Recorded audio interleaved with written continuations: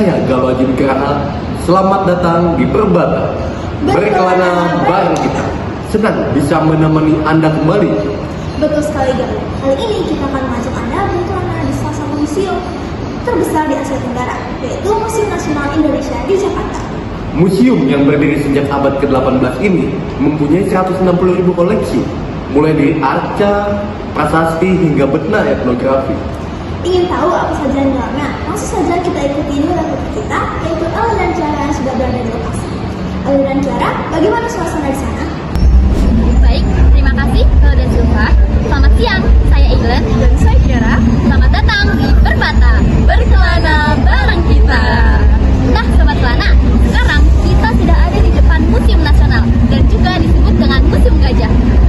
Tiara, kira-kira kamu tahu nggak kenapa disebut Museum Gajah? Nah, museum ini kenapa bisa disebut dengan Museum Gajah? Dikarenakan ada patung gajah yang berdiri tepat di depan museum ini. Ini merupakan hadiah dari Raja Thailand pada tahun 1871. Ah, gitu. Kira-kira kalau kita masuk langsung sekarang gimana? Boleh, ayo. Didirikan tahun 1778, Museum Nasional menyimpan lebih dari 160.000 koleksi, mulai dari arca, prasasti, hingga etnografi. Cocok untuk belajar sejarah sambil healing ala anak muda. Disinilah awal perjalanan kita dimulai. Ruang prasejarah. Di ruang prasejarah, Sobat Kelana dapat melihat fosil Homo erectus dari Sangiran, alat batu, hingga gading gajah purba Stegodon. Koleksi ini menggambarkan cara hidup manusia dan hewan purba di Nusantara. Wah, Sobat Kelana, sekarang kita sedang ada di ruang arca. Nah, arca-arca di sini itu bentuknya sangat unik sekali, bahkan sudah dari ratusan tahun yang lalu. Bener banget, Len.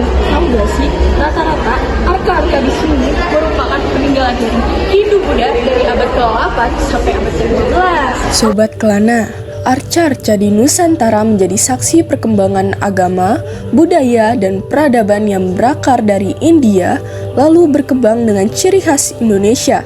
Salah satu koleksi penting adalah arca Ratu Prajnaparamita abad ke-13. Dianggap mahakarya seni pahat Jawa Timur dengan ekspresi wajahnya yang lembut dan penuh kedamaian. Di ruangan ini, Sobat Kelana bisa menyusuri jejak masuknya Islam di Indonesia. Kita dapat menemukan batu nisan berkaligrafi Arab, wayang kulit karya Wali Songo, minyak atar dan rempah, serta koin perak. Dan yang paling istimewa, terdapat mushaf Al-Quran kuno dengan iluminasi indah. Kita langsung tanya aja sama salah satu wisatawan yang ada di sini.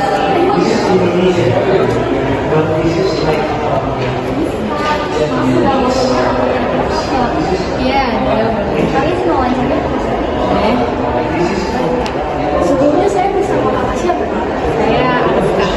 Ariska. Sama Ariska. Nggak tahu namanya siapa? Boleh, saya sendiri dengan Iglan. Dan saya ya. Nah, kita mau tanya nih, kira-kira kamu alasan kakak dari musim ini dibanding musim lain yang ada di Jakarta? Kenapa memilih Museum Nasional ya? Pertama karena dekat dari rumah, pertama itu. Terus untuk transportasinya kan juga friendly banget ya, transportasi publik. Terus untuk Transjakarta itu langsung Tanya ya? ada langsung ya. Terus untuk pembelian tiketnya juga mudah ya, lewat online pun bisa, nggak perlu kita ngantri di loket lagi gitu. Terus yang selanjutnya adalah karena koleksinya banyak di sini, nggak cuma satu tema doang. Biasanya kan di museum-museum lain cuma satu tema, misalkan kayak museum batik tentang batik aja, museum apa tentang gitu aja. Ya kalau ini beragam gitu, ada semuanya di sini. Kita mau nanya kepada Gimana. Kira-kira dari semua yang udah kakak lihat di sini, yang paling ikonik itu apa sih, Kak? Yang paling exciting gitu, kata yang paling menarik. Karena ini baru udah kedua kalinya kesini ya, dan setelah renovasi ini aku baru melihat ini nih, yang menarik ini sih, ternyata ada tentang sejarah tentang masuknya Islam ke Indonesia juga ada di Museum Nasional. Atau ini ya tempat kita lagi wawancara gitu ya, ini keren banget sih gitu, ternyata udah diperbarui lagi setelah direnovasi gitu, dan semakin banyak aja gitu temanya di dalam video. Baik, terima kasih Mas sudah share mengenai hal yang menarik dari kakak dan Aldi tentang seni. Selamat datang di ruangan Pilar Nasional yang menampilkan jejak perjuangan dan budaya bangsa. Di sini tersaji gerakan 3A, wayang kulit dan lukisan pahlawan sebagai media perlawanan, guci bersejarah dan mata uang hingga alat musik dan senjata tradisional. Ada pula lukisan puputan Jagaraga yang mempunyai simbol orange di pura sebagai lambang pembakaran. Dalam puputan Badung, raja dan rakyat memilih gugur bersama sebagai wujud kesetiaan.